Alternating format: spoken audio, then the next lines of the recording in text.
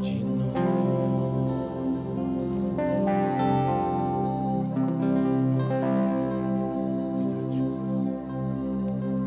Amém. Bom dia, igreja. Podem se assentar.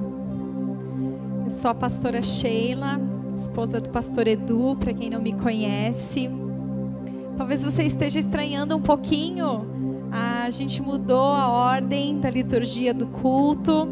Somente durante essa série, achamos, como a gente está na série, o Deus... Alguma coisa mudou. Tá tudo bem? Estão me ouvindo bem? Ok. A gente está falando sobre o Deus da Bíblia, sobre os atributos de Deus, quem Ele é. E aí nós achamos apropriado que primeiro a gente aprenda o que a palavra tem como revelação a respeito do Senhor. E depois que a gente ouve a palavra e tem esse entendimento, então a gente o adora, né? Ministra aí louvores a Ele com esse então entendimento mais esclarecido. E tem sido uma bênção, né? Então hoje vai ser novamente assim. Então primeiro a gente vai ouvir a palavra e depois a gente o adora. Hoje eu recebi a missão de falar sobre a onipresença de Deus. Parece uma coisa simples, né? A onipresença de Deus é que Deus está em todo lugar. Aí eu comecei a estudar um pouquinho mais. E aí eu comecei a ficar meio assustada. Falei, Senhor, estou começando a ficar com mais perguntas do que respostas. Comecei a pensar, se Deus está em todo lugar, então Deus também está no inferno? Se Deus está em todo lugar, e as passagens que diz, Caim saiu da presença do Senhor. Mas como saiu da presença do Senhor se Ele está em todo lugar? E as passagens que diz que Deus está perto, Deus está longe, mas Deus não está em todo lugar. Então como que Ele está perto, como que Ele está longe? E aí, vieram essas coisas e foi muito gostoso poder ali em oração, em buscando na palavra, o Senhor começar a responder essas perguntas e explicar, e a palavra dele é perfeita. Então, vamos mergulhar nisso juntos nessa manhã? Você está preparado? Amém. Dá uns amém mais forte, umas agitadinhas para dar uma esquentada, que hoje tá frio, né, gente? Mas dá nada, viu, Bruna? Já passa, assim, é um friozinho rapidinho. Só que não. Ai, nossos irmãos de fora, né? Então, uma bênção. Vamos lá, meus amados. Estudando e ouvindo algumas ministrações de alguns pastores que eu também admiro a respeito desse assunto, eu ouvi o pastor Paul Washer falar o seguinte sobre os atributos de Deus. Domingo, diz ele, é um dos dias de maior idolatria, porque é o dia em que muitas pessoas se reúnem para adorar um Deus que elas mesmas criaram. Não o Deus da Bíblia, não o Deus único e verdadeiro, mas um Deus que elas foram formando na sua cabeça, com base naquilo que elas acham, que elas pensam, que elas deduzem. Então, eu fiquei pensando, uau, que sério isso? Como será que é o nosso Deus? O Deus que eu adoro, o Deus que você adora. Esse conceito desse Deus, quem Ele é, foi se formando na sua cabeça, no seu coração, com base em quê? Porque ele precisa estar de acordo com o Deus da palavra. Ele escolheu se revelar por meio da palavra. Então é para a palavra que nós deveremos olhar para conhecer esse Deus. Então é olhando para a palavra que a gente vai desconstruir algumas coisas que nós temos ouvido por aí, que você com certeza também já ouviu, para que o Senhor construa em nós aquilo que está de acordo com a sua santa palavra. Amém? Falar sobre os atributos de Deus. Atributos falam a respeito de características da essência da pessoa. E o seu modo de agir, o seu caráter.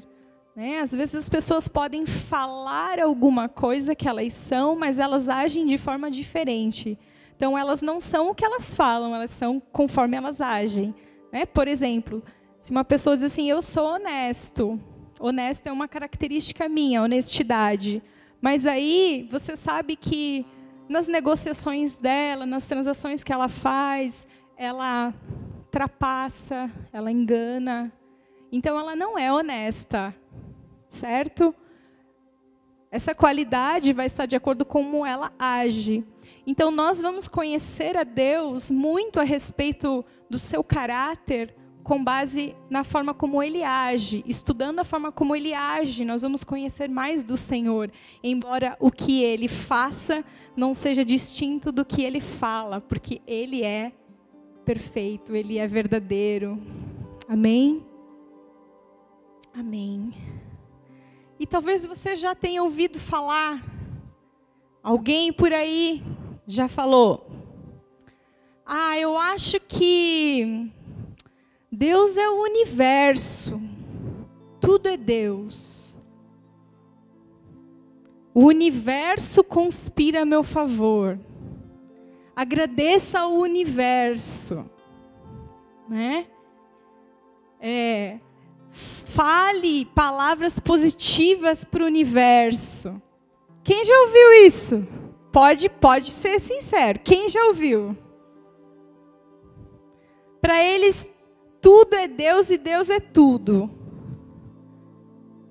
O céu é Deus, a árvore é Deus, o besouro é Deus, a vaca é Deus, eu sou Deus, você é Deus. O nome disso é panteísmo. Tem sua origem lá no hinduísmo, no budismo e todos os outros ismos do inferno. Só que o nosso Deus, Ele não é o universo. E Ele não apenas enche o universo, mas Ele é anterior ao universo. Ele é o Criador do universo. Ele é Senhor do universo. Amém? Ele não é o universo, Ele tem o universo. O universo pertence a Ele. Amém? Glória a Deus. Então vamos ler. 1 Reis 8, 27 diz assim: mas será que de fato Deus poderia habitar na terra? Eis que os céus e até os céus dos céus não te podem conter, muito menos este templo que eu edifiquei. Essa palavra é uma palavra do rei Salomão, que ele falou quando ele estava ali dedicando o templo. Ele tinha construído um templo com o desejo de construir um local especial onde Deus pudesse habitar e onde o povo pudesse ali ir se encontrar com Deus. E no momento dessa dedicação, o Espírito Santo o toma e ele fala isso. Mas, por acaso este templo pode te conter? Não existe espaço que possa conter o Senhor. Não existe nem mesmo o universo, nem os céus e os céus dos céus não podem contê-lo, porque Deus transcende os espaços espaciais. Transcende, Ele é transcendente. Transcende, vai além. Como? Porque Deus, Ele não se relaciona com a matéria da mesma forma que nós. Ele é espírito. Então ele transcende o espaço. Ele não precisa habitar na matéria. Ele não precisa da matéria para ser.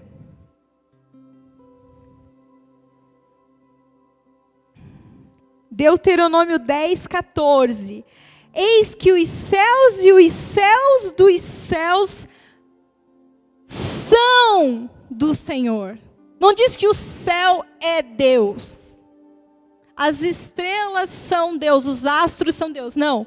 Os céus e os céus dos céus são do Senhor. O Deus de vocês. A Ele pertencem a terra e tudo que nela há. A Deus pertencem os astros. É dele. Ele criou. Aleluia.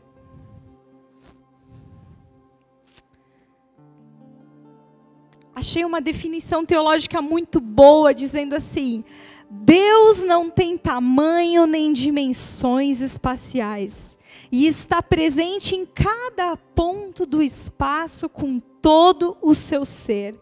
Ele, porém, age de modos diferentes em lugares diferentes. E a gente vai falar sobre isso mais tarde.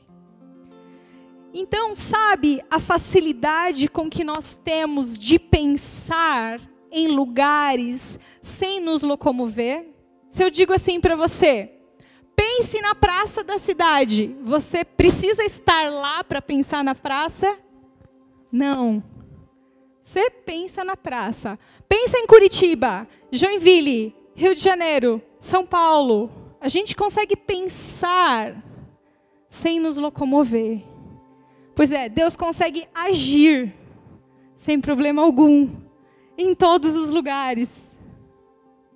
Ele não está preso ao espaço nem ao tempo. Se eu digo para você, pense no dia de ontem. A gente não precisa voltar no tempo para você pensar no dia de ontem.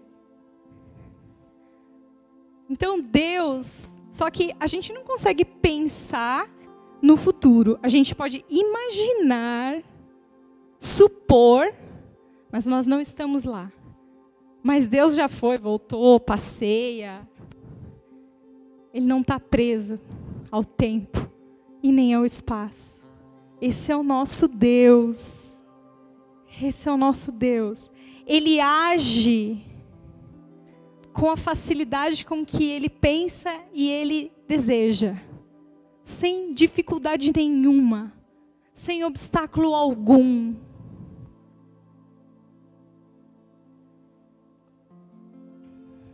E por ele estar em todos os lugares, nada lhe escapa. Nada lhe é oculto. E eu quero ler alguns textos com vocês para a gente ir firmando isso no nosso coração. Amém? Salmo 139, esse salmo de Davi é um salmo muito especial. Dos versículos 1 a 6, ele vai falar da sua onisciência. Dos versículos 7 a 12, que é o que nós vamos ler, vai falar sobre a onipresença de Deus. E do 13 ao 18 vai falar sobre a onipotência de Deus. Então vamos lá para o versículo 7, Salmo 139. Quem achou, dá um amém animado aí. Para onde me ausentarei do teu espírito? Para onde fugirei da tua face? Se subo aos céus, lá estás. Se faço a minha cama no mais profundo abismo, essa palavra abismo é Sheol, é inferno. Se eu for lá no inferno, se eu fizer a minha cama lá estás também, porque é criatura dele. Se tomo as asas da alvorada e me detenho nos confins dos mares, ainda ali a tua mão me guiará e a tua mão direita me susterá. Se eu digo, as trevas com certeza me encobrirão e a luz ao redor de mim se fará noite. Até as próprias trevas não te serão escuras, e a noite é tão clara como o dia. Para ti as trevas e a luz são a mesma coisa. Não adianta, pode estar sol do meio-dia, ou eu posso tentar me esconder na escuridão, pegar um submarino e ir a fundo, onde não tenha mais a incidência da luz. Eu posso achar que eu estou na escuridão. Para Deus é como se eu estivesse diante de um holofote. Não há como escaparmos dele. Provérbios 15:3 diz assim: os olhos do Senhor estão em todo lugar, contemplando os maus e os bons. Salmo 33, 13, 14 diz assim: o Senhor olha dos céus e vê todos os filhos dos homens. Do lugar de sua morada, observa todos os moradores da terra. Hebreus 4:13, gosto muito desse texto. Hebreus 4:13. E não há criatura que não seja manifesta na sua presença. Pelo contrário, todas as coisas estão descobertas e expostas aos olhos daquele a quem temos de prestar contas. Se você acha difícil prestar conta para o teu líder, se você acha difícil prestar conta para a tua mulher,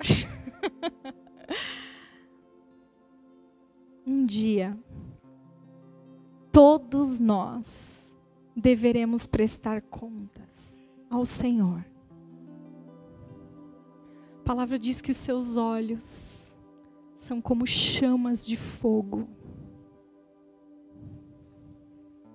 Não há como nós sermos dissimulados diante dele, tentarmos enganar. Ele vê tudo o tempo todo. Eu tenho duas notícias para vocês, uma boa e uma ruim. Qual que vocês querem primeiro? Eu vou falar boa primeiro.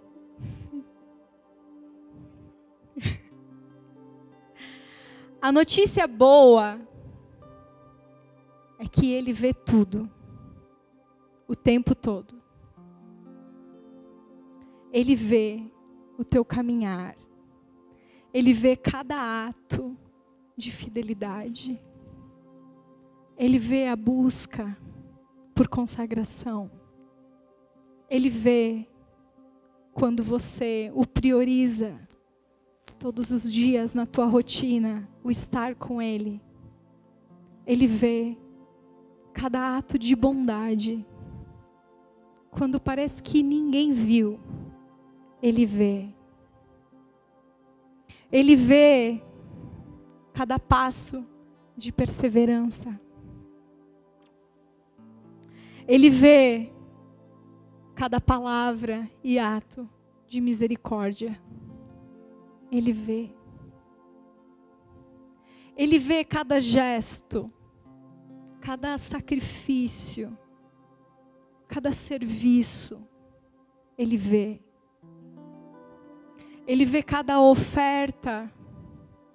Ele vê quando você decide ser interrompido no seu caminho e você para dar, de repente, uma palavra de encorajamento para alguém que está precisando. Ou você para o que você está fazendo para fazer uma oração, porque você realmente acredita que aquilo vai fazer a diferença. Ele vê. Ele vê quando você recusa convites que você sabe que vão te afastar dos propósitos dele para a tua vida. Ele vê. Ele vê quando você se recusa a sentar nas rodas de escarnecedores. Ele vê. Ele vê a tua alegria em se achegar neste lugar para adorá-lo. Ele vê o esforço que você faz para estar aqui. Ele vê. Ele vê quando você para contemplar aquilo que Ele criou. Quando você deixa o calor do sol bater no teu rosto e lá no íntimo você diz: obrigada, Senhor. Que delícia. Que maravilhoso que é. Que maravilhosa é a tua criação. Ele vê. Ele vê momentos que você acha que você está completamente sozinho. Ele te vê. Ele te vê no teu quarto, no secreto. Ele te vê no trabalho, quando você faz aquela oração só em pensamento, pedindo ajuda, pedindo sabedoria. Ele vê. Ele vê tudo.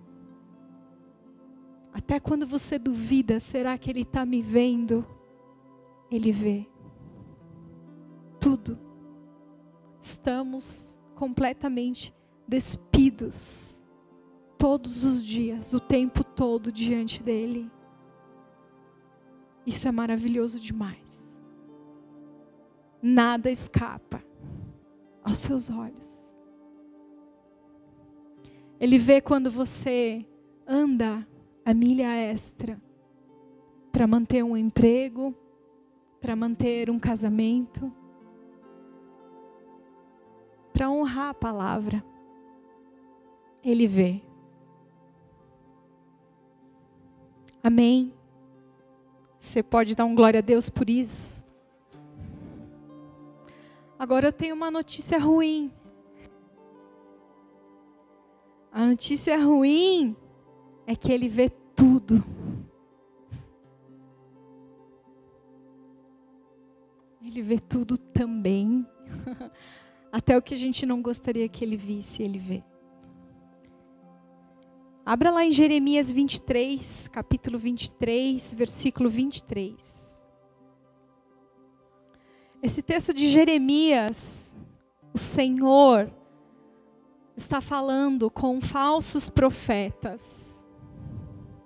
Provavelmente julgavam que Deus estivesse longe do seu povo. E achavam que poderiam mentir, enganar, falar assim diz o Senhor, quando Deus não estava dizendo nada. Então o Senhor vem para estes e diz assim, Jeremias 23, 23. Sou eu Deus apenas de perto, diz o Senhor, e não também Deus de longe? Pode alguém se ocultar em esconderijos, de modo que eu não o veja? Diz o Senhor. Não encho eu os céus e a terra? Diz o Senhor. Ele diz, olha, não importa se você está sentindo, se você acha que eu estou perto ou que eu estou longe. Eu encho os céus e a terra. Eu vejo tudo. Não há esconderijo. Não existe. Jó 34, 21, 22 diz, os olhos de Deus estão sobre os caminhos do homem e veem todos os seus passos. Não há trevas nem sombra profundo bastante onde os que praticam a iniquidade possam se esconder. Não há como se esconder do Senhor. Vou te dizer, Deus não precisa de senha para saber o que você faz no teu celular e no teu computador. Não há lugar que Deus não possa entrar. Ele não precisa autorização de ninguém. Ele vê tudo. Ele vê o que a gente faz em público e Ele vê o que a gente faz no secreto. Ele vê o que você assiste quando ninguém está por perto.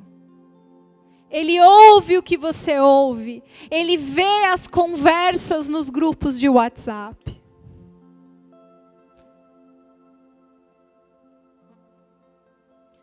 Ele vê cada palavra que sai da tua boca e cada gesto. E Ele vê ainda a intenção e a motivação por trás de cada palavra e de cada gesto. Não há como nos esconder. Ele vê o que nós fazemos quando estamos diante de irmãos e quando estamos no meio dos ímpios.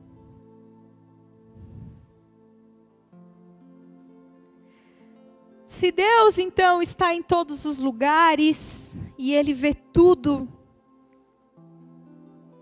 é possível nos afastarmos? É possível fugirmos da sua presença? Como é isso?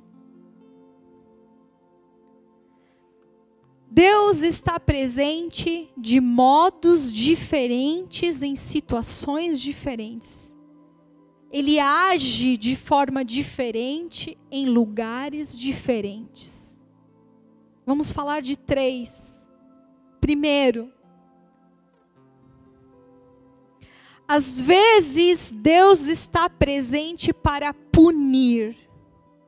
1 Pedro 3,12 diz assim: porque os olhos do Senhor repousam sobre os justos, e os seus ouvidos estão atentos às suas súplicas, mas o rosto do Senhor está contra aqueles que praticam o mal.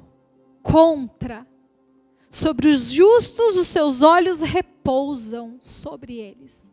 Sobre aqueles que praticam o mal, os seus olhos estão contra. Amós, abra lá em Amós 9. Amós, dos profetas. Amós 9. Nesse texto, o Senhor decide vir com juízo sobre o povo. E o que acontece quando Deus decide aplicar o seu juízo? Pode alguém escapar do seu juízo? Amós 9:1 diz assim, a gente vai ler do 1 ao 4. Vi o Senhor que estava em pé junto ao altar, e Ele me disse: bata nos capitéis das colunas para que os umbrais comecem a tremer e os pedaços caiam sobre a cabeça de todos eles. Matarei a espada os que restarem. Nenhum deles fugirá e nenhum escapará. Ainda que cavem para chegar ao mais profundo abismo, a minha mão os tirará de lá. Se subirem ao céu, de lá os farei descer. Se eles se esconderem no alto do Monte Carmelo, irei atrás deles e de lá os tirarei. E caso se ocultarem dos meus olhos no fundo do mar, ali darei ordem à serpente e ela os morderá. Se forem levados para o cativeiro pelos seus inimigos, ali darei ordem à espada e ela os matará. Porei os meus olhos sobre eles para o mal e não para o bem. Então, há situações em que Deus coloca o seu olhar, vem com a sua presença para o mal, para punir, porque Ele é justo. E um Deus justo não é conivente com a impunidade. Amém? Em outros momentos, Deus está presente para sustentar. Sustentar. Que é manter o universo funcionando, tudo existindo, do modo como Ele quiser. Então é assim que Ele está presente na vida dos ímpios, né? O sol se levanta sobre justos e injustos, porque o Senhor está sustentando todas as coisas. E eu gosto muito do texto de Colossenses, que a gente vê a natureza de Cristo em conformidade com essa onipresença de Deus. Colossenses 1, Vamos ler desde o 15. Já que a gente vai cantar isso daqui a pouco também. Colossenses 1,15. Ele é a imagem do Deus invisível, o primogênito de toda a criação.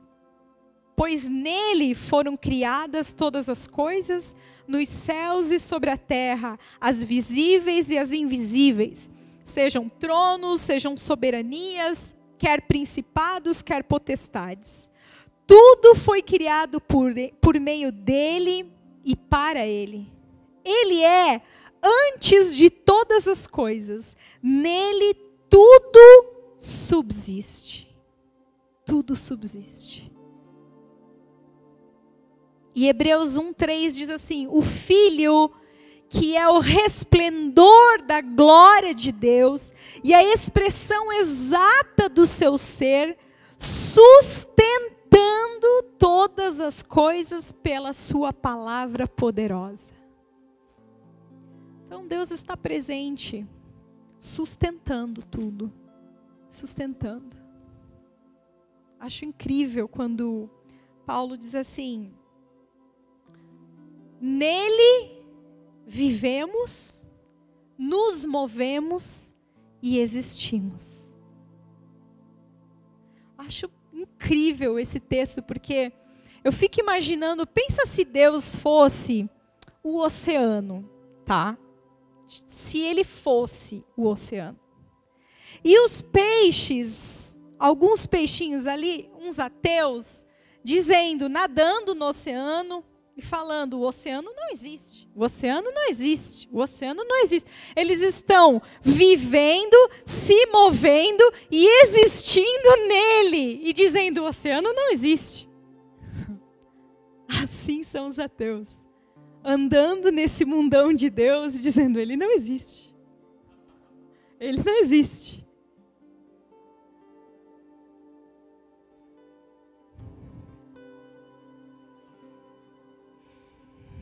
E outras vezes, em outros lugares, Deus está presente para abençoar.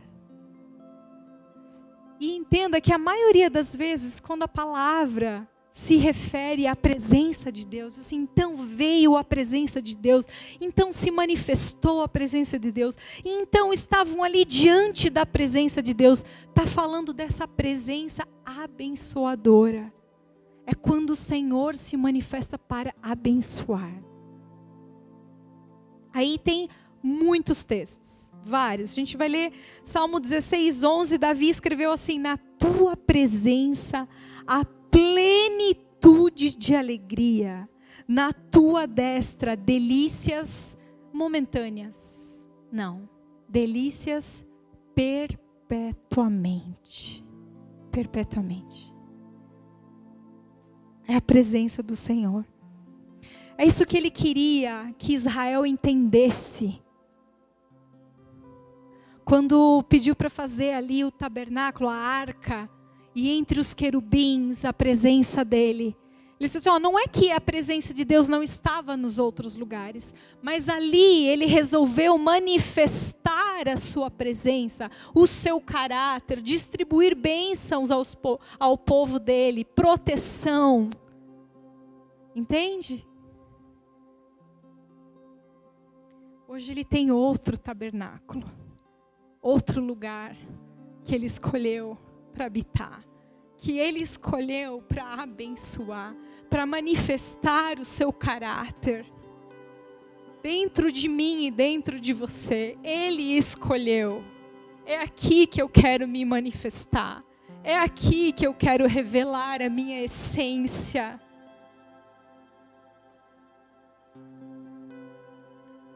Então, quando a Bíblia diz que Deus está longe, ela está querendo dizer, ele não está perto para abençoar. Vocês entendem?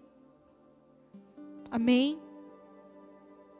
Provérbios 15:29 diz, o Senhor está longe dos perversos, mas atende à oração dos justos. Está dizendo, ele não está com os perversos para lhes abençoar. Ele está ali só de forma sustentadora. está mantendo a vida, mas não para abençoar. E aí, amados, diante dessa revelação da onipresença de Deus, nós podemos nos comportar de algumas formas. Nós podemos, como Jonas, tentar fugir da vontade do Senhor, e aí vamos lidar com as consequências. Não é bom, porque a gente já viu que não tem como a gente fugir do Senhor. A gente pode fugir da sua bênção. A gente pode fugir da sua aprovação, mas não dele. E aí a gente pode também, quando a gente peca, nós podemos fazer como Caim. Você vai ler em Gênesis 4, Caim saiu da presença do Senhor. Porque aí a gente pisa na jaca, colhe as consequências e se revolta com Deus e quer se afastar de Deus e falar: Deus não me abençoa mesmo, Deus não faz nada por mim. Você está ali, né, colhendo frutos das tuas próprias decisões, e aí você tenta culpar e se afastar de Deus. Mas esse é um lugar triste, de confusão, é um lugar de miséria.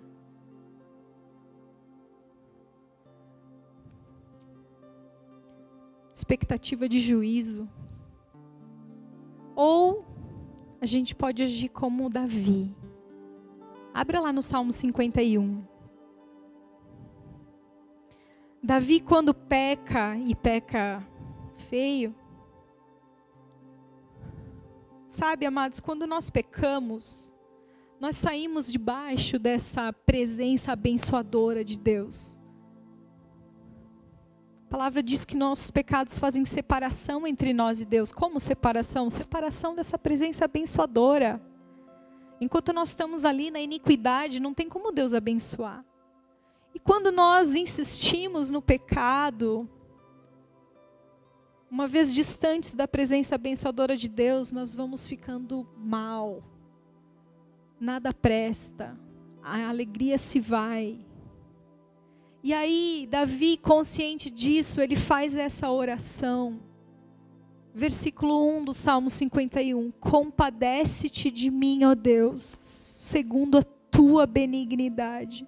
E segundo a multidão das tuas misericórdias, apaga as minhas transgressões. Ele vai para Deus e ele diz: tem misericórdia de mim. 2. Lava-me completamente da minha iniquidade e purifica-me do meu pecado.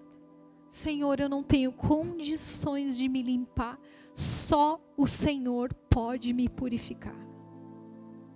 Pois eu conheço as minhas transgressões e o meu pecado está sempre diante de mim. Ele não tenta se justificar. Ele não tenta encobrir o seu pecado. Ele não tenta... Não, ele diz: eu conheço os meus pecados. Eu sei, eu conheço meu coração, eu conheço os pensamentos que passaram pela minha mente, eu sei as coisas que eu intentei, as motivações. E no versículo 4 ele diz: pequei contra ti somente, e fiz o que é mal aos teus olhos, de maneira que serás tido por justo no teu falar e puro no teu julgar. Tão diferente do Deus de tantas pessoas. Não. Um Deus que é amor, não vai fazer isso com as pessoas. Um Deus que é amor, não vai matar. Você já leu a história do dilúvio?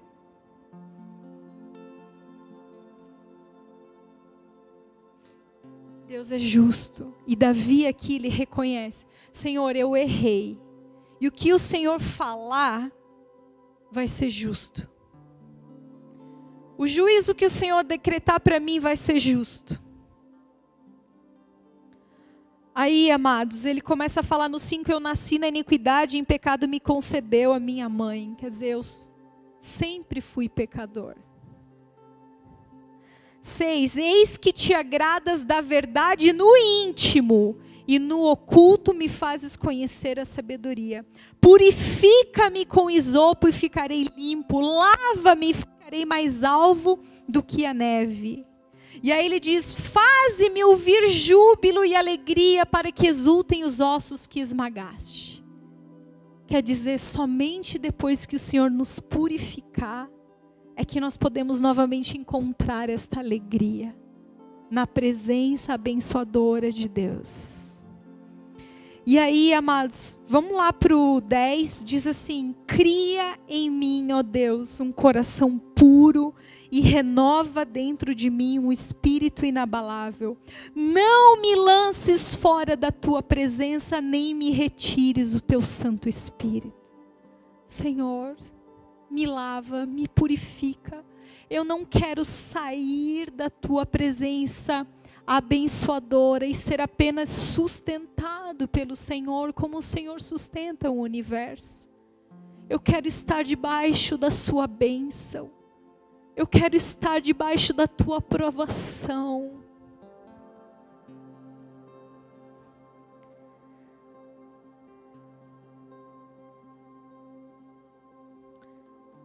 Sabe, amados, eu não quero somente a presença sustentadora do Senhor. Eu quero a presença dEle, a presença abençoadora.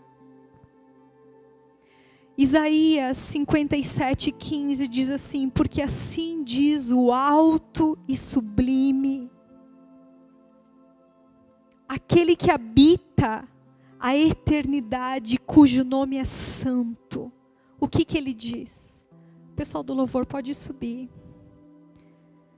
Habito no alto e santo lugar, mas habito também com o contrito e abatido de espírito, para vivificar o espírito dos abatidos e vivificar o coração dos contritos. O céu é a morada do Senhor, onde há uma maior manifestação da sua glória. Mas ele diz que ele também escolheu habitar no coração do contrito, no coração do humilde de espírito, aquele que reconhece a sua dependência, a sua necessidade do Senhor. Sabe, amados, essa palavra, minha oração é que ela gere temor nos nossos corações, porque Ele nos vê, Ele vê cada passo que a gente dá, cada lugar que nós andamos, cada atitude nossa Ele vê. E como deve ser o nosso proceder diante dessa exposição. Como nós agiremos sabendo que nós estamos diante do Senhor do universo? Como você agiria se você estivesse diante de uma autoridade?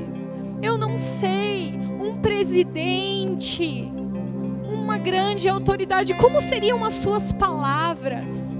Como você se portaria? Mas nós estamos diante do Senhor, os olhos dele estão sobre este lugar para nos abençoar. Como nós vamos nos comportar?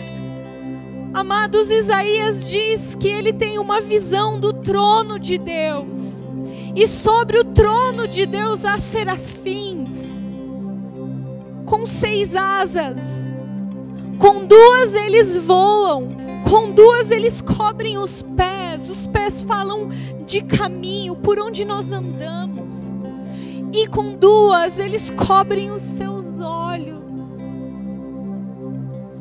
Como poderemos encarar aquele que é santo, cujos olhos são como chamas de fogo, que penetram os nossos pensamentos mais obscuros? Como ficaremos diante dele sem sermos tomados por um temor santo, dizendo como Davi: tem misericórdia de mim, purifica-me, purifica-me, cria em mim um coração puro, para que eu possa desfrutar das tuas bênçãos, para que eu possa honrar o sangue santo de Jesus que verteu naquela cruz, para que eu pudesse te carregar dentro de mim. Tem misericórdia das nossas vidas, Senhor. Gera em nós esse temor. Gera em nós esse temor. Gera em nós esse temor. Em nome de Jesus, ajuda-nos, Senhor, que entendamos que não é possível mais habitar nas trevas, porque para ti trevas e luz é a mesma coisa. O Senhor vê tudo. Ajuda-nos a caminhar na tua luz, para que os teus olhos sobre nós sejam olhos de aprovação, de graça, de alegria, de bênção, em nome de Jesus.